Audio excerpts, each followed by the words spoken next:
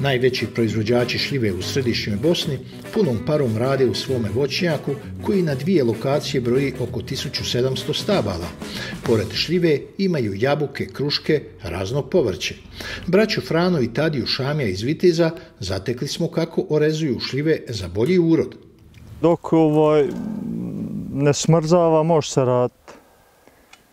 Tu nema problema. Znači u toku dana rana gdje se osjeća grančica ili grana, ona zasuši i, razumijete, bitno je da zasuši rana.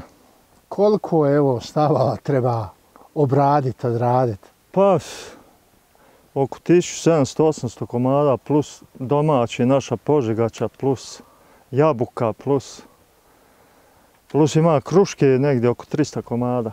Pa hoćete li završiti do cvjata? Pa kruška je završena, evo šljivu radimo, već polovicu smo prešli, imamo još blizu polovici.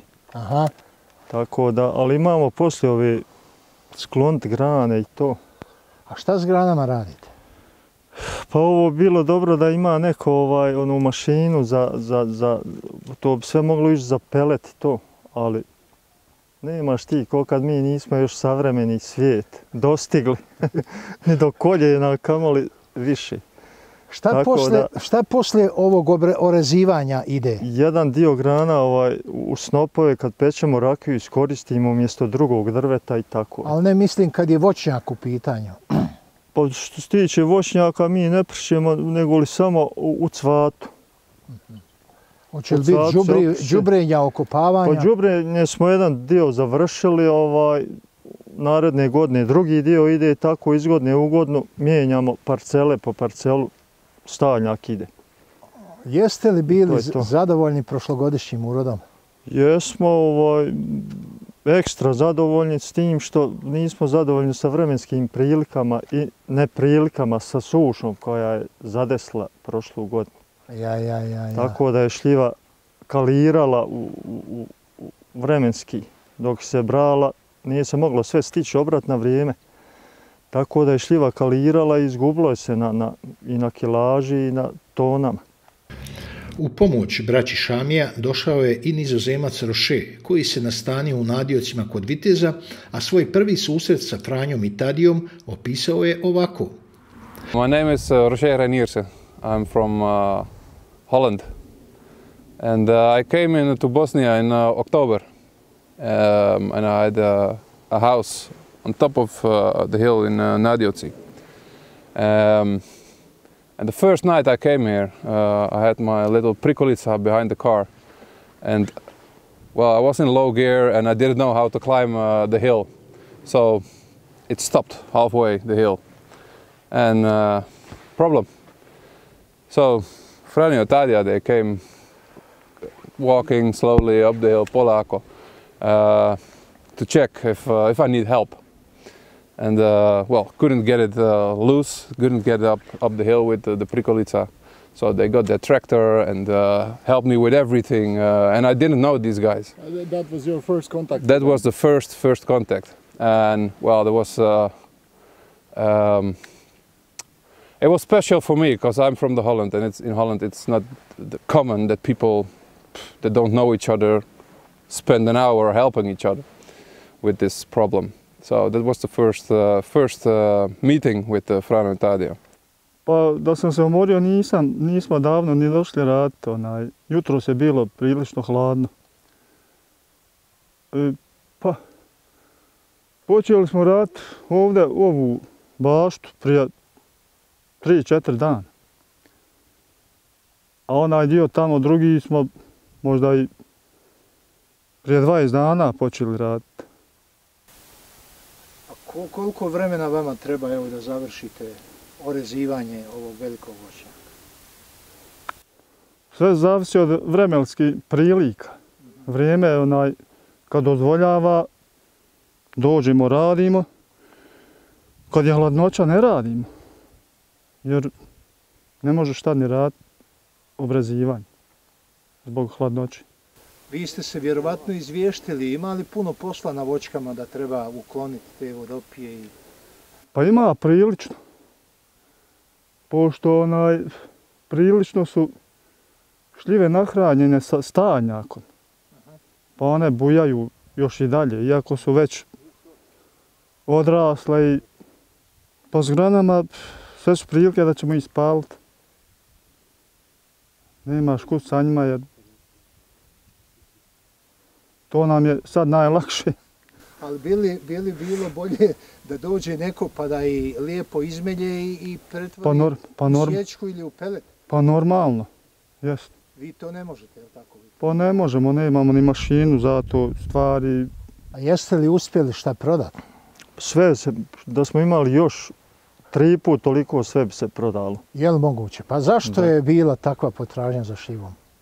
Pa šljiva je kvalitetna i sad ne znam na drugim mjestima da li je neko na strano tržište išlo šljiva, voće i tako to ili je mraz u proljeće to možda poremetio kod nekih, ne znam.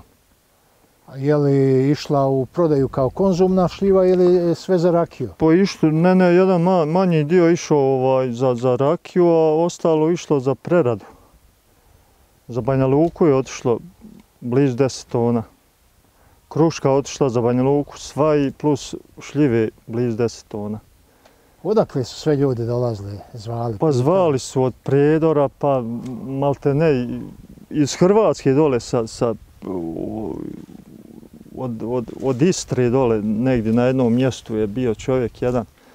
I zvao je, htio je on neki 500 kg, ja njemu kažem provjeri na granici kako ćeš ti to. I onda je odustao kad je vidio situaciju, šta, kako, procedure i to. A jeste li mogli naći toliko radne snage da poberete šljivu i ostalo voće? Pa jesmo, ali suša je bila tako da je ubrzalo proces i nismo baš imali puni broj radne snage. Trebalo je znači? Pa trebalo je još. A je li problem za radnu snagu ovdje kod nas? Pa svake će godine biti sve teži. Ljudi odlaze vani, jel? Da. Misliš da će ove godine biti bolja ponuda radne snage? Pa ko će znati to? Što se tiče ovdje naših domaćih, sve je to otišlo. Baš sad sestrić mi dole u Hrvatskoj ima, otvorio firmu pa traži 3-4 radnika, ali ne možeš. Imam jednog sa Vrhovina prijatelja, kaže on viće u Zenici tamo. Svak se hoće bačkat kod nešto malo sitno da preživljava. Neće niko da radi, čini mi se. Jel? Naviklo valjda to poslije rata živjeti od Kakvu cijenu šljive očekuješ ove godine? Pa ne znam. Prošle godine suša poremetla i ima nešto rodnog pupa, ali bit će opet šljive prilično, ali neće ko prošle godine. Misliš? Neće. Znaš to već, jel? Pa vidim po rodnom pupu, vidi se sad. Razumiješ, to ko se razumije vidi već sad. Ako ne bi mraz poremetio proces cvjetanja u cvjetanju i poslije cvjetanja i tako. A je li se dogodilo da vas je mraz mlatio ikad? Kako da ne? A? Pa 3-4 godine. Čuj. Jedne smo godine spasili 10 tona paljenjem po voćnjaku, a druge 2 godine nismo uspjeli. Jesmo jedne malo, ali 3. godine je bilo -6-7 i uzaludno je bilo. Mi smo cijelu noć dežurali, palili, ali nismo uspjeli sačuvati. Nizozemac Roše u Vitezu planira pokrenuti biznis u organskoj proizvodnji povrća. Pitali smo i kako mu se čini pristup poljoprivredi koji radi braća Šamija. Yes, so that was the next thing for me. I came here to start to see if I can get the papers, if it's possible to start a business here. I didn't know up front, so I came to find out. And so I started my firma here in Bosnia. I registered, and now I have the papers, the Boravak. So I can stay here for at least a year. So now I'm looking for land and everything. But I came here with this idea that I can maybe start a business in agriculture. But I didn't know where my house would be. And then I met these guys, and they have so much experience. They have so much talents when it comes to agriculture and dealing with livestock. What do you think about this approach in agriculture as they do it? This is fantastic. This is how it should be. Really?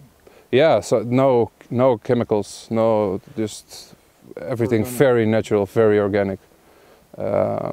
They know everything about humus, the quality of soil, microbes in the soil. They know everything about it. Pa ove godine će biti manje već prošle, jer prošle godine prerodile malo više. Ja? A ima i ove godine rodnog pupa, ali u manjim količinama, ali opet se nadat priličnom urodu. Je li ovo težak posao baviti se proizvodnjom, voćarstvom, jel? Pa šta ja znam, to je težak posao, ali ko to voli, nije mu teško. Mislim, ko je to prihvatio raditi, isto svi ljudi rade, na cijelom svijetu rade nešto, pa ako prihvate, lako mu je. Ako ne prihvati to sa dušom da radi, onda je problem. Razumijete? Ja, misliš da je ljubav prije svega? Tako je. Sve što radiš moraš s ljubavlju i voljom raditi, tako tog nema, onda odustani. Misliš tako i u svakom poslu? Tako je. Tako je to u životu, tako treba tretirati po svim pitanjima. Ali vama nisu samo voćarstvo proizvodnja, vi proizvodite i svinje, odnosno meso, jel? Pa imamo nešto svinja, imamo sad 2 krave juncu, imamo 40 košnica pčela, ali eto sad je meda prošle godine 0 kila bilo i ništa, a sad ovu godinu, pa ova godina možda bi moglo nešto biti jer zima je se malo razvukla. Franjo i Tadija svakodnevno posjećuju svoje voćnjake i rade kako bi i ova godina dala dobre plodove.